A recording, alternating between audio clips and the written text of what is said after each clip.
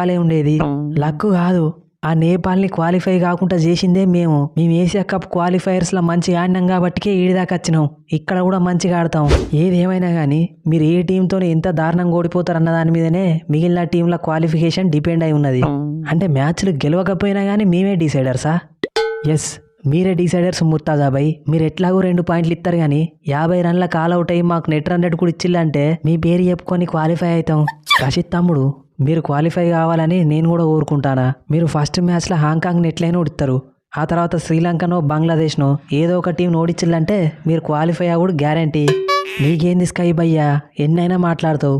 మీ గ్రూప్లో మంచిగా ఓమాన్ని యూఏని వేసుకున్నారు. ఆ 2 టీమ్స్ ఎట్లయినా మీతో ఓడిపోతాయి, పాకిస్తాన్తో ఓడిపోతాయి. ఇక మీరు పాకిస్తాన్తో ఓడిపోయినా గెలిచినా ఎట్లయినా క్వాలిఫై అవుతారు. మీ గ్రూప్లో మాత్రం 2 పాయింట్లు వట్టిగానే ఇచ్చే టీంలను వేసుకొని మా గ్రూప్లో మాత్రం స్ట్రాంగ్ టీంలను వేసిళ్ళు. ఆయనతో పాకిస్తాన్ని కూడా మా దానిలో వేసి హాంకాంగ్ని మీ దానిలో వేసుకోక